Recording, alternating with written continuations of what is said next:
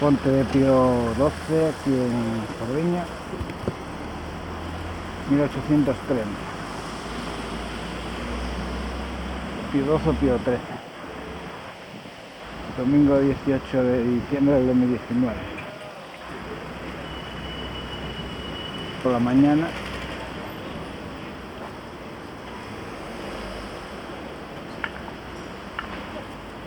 Han hecho aquí un buraquito. Aquí había rollo de esquelas y van a hacer un edificio aquí.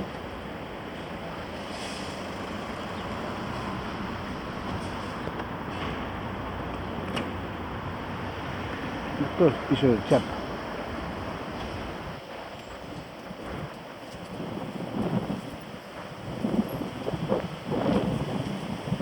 No me di cuenta que esto estaba aquí. Este árbol está viejo, ¿eh?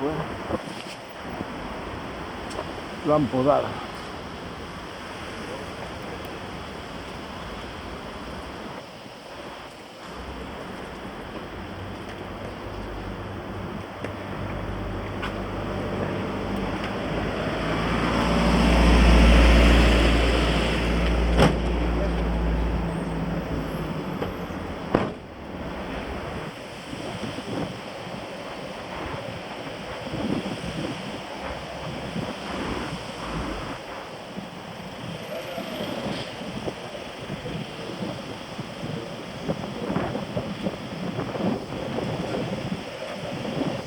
Mi abuela tiene esa confitería.